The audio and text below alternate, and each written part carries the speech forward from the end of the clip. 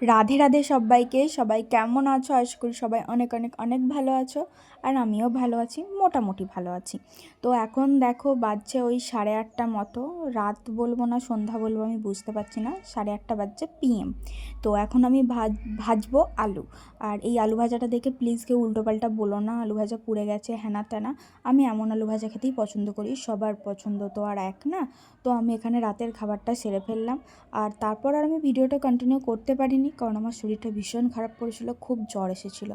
এটা তার পরের দিন সকালের ভিডিও। আর এখানে আমি দেখাচ্ছিলাম যে আমি মেঝেতে শুয়েছি।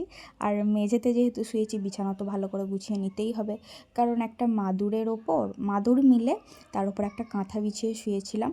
আর হচ্ছে যে আর একটা কাঁথা গায়ে দিয়েছিলাম, কারণ আমাদের বাড়িতে কাজ হচ্ছে, যার কারণেই মেঝেতে শোয়া। আমাদের কিন্তু খাট আছে, কিন্তু ওগুলো সব খুলে রাখা হয়েছে। এই যে দেখো বাড়িগুলো সব ফেটে গিয়েছিল, সেগুলোই মানে ফেটে গিয়েছিল বলে সেগুলো আর কি বোঝানো হয়েছে আবার, তো একেবারে রং হয়ে যাবে, সেই কারণে খাটগুলো খুলে দেওয়া হয়েছে। আজকালের মধ্যেই মিস্ত্রি লাগবে। আর এখানে তারপর আমি হচ্ছে যে ব্রাশ করে পাউরুটি মানে পাউরুটিকে সেঁকে আর চা নিয়ে বসেছি।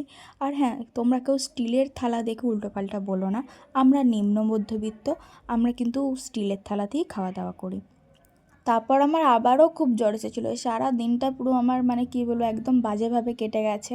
তারপর সন্ধেবেলা উঠে আমি এই যে লেস খেতে খেতে করছিলাম মায়ের সাথে গল্প, আর তারপর মা করে দিচ্ছিলো আমার চুলে বেনি, কারণ আমি করতে পারি না।